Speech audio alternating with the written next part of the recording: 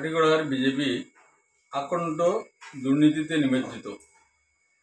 আমরা বারবার অভিযোগ জানাই আইয়া সুপারিশ, সার, কয়লা, স্থানীয় সুপারি, বার্মিজ সুপারি সব সিন্ডিকেটের লগে বিজেপির নেতৃত্ববৃন্দরা ইনভলভ।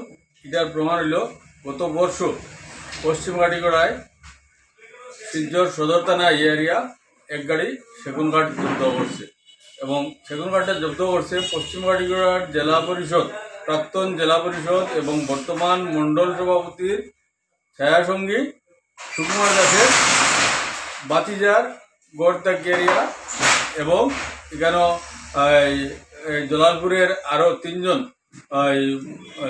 আব্দুল মনিম, রুবেল আরও থেকে ওইরকম তিনজন ব্যক্তির কাছ থেকে এরিয়া প্রায় 450 CFT সেগুন কাঠ জব্দ করছে এই এরিয়া সদর থানার পুলিশে। আমরা বারবার জানাইছি যে এই খাটিগড়া সিন্ডিকেটের একটা রমরমা ব্যবসা চলে এবং বিজেপির নেতৃত্বে যারা আছে তারা সাধারণ মানুষের খালি ধর্মের নামে বাগবাটোয়ারা করিয়া তারা ভোট রাজনীতি খেলে আর তারা আখের গুছায়।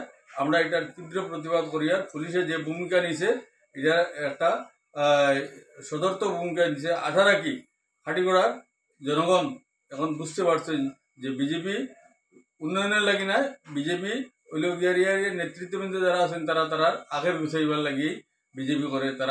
তারা হিন্দুর দল কয়, তারা মুসলমানের তারা দেখতে পারে না, অথচ মুসলমানের সঙ্গে মিলিয়ে এরিয়া যত সুপারি বা ওই যে সেগুন কাঠ ধরছে এখানে 3 জন মুসলিম মানুষ আছিল এবং বিজেপির যুব মোর্চার মণ্ডল সভাপতি যে কৌশিক দাসও এটার সঙ্গে ইনভলভ আসলা।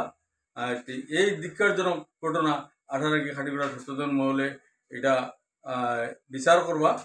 আমরা শিলচর জেলা কংগ্রেস বারবার এটা অভিযোগ জানাই আইছি, কিন্তু প্রশাসন বা এই যে সরকার পক্ষ এটার কোনো ব্যবস্থা নিছে না।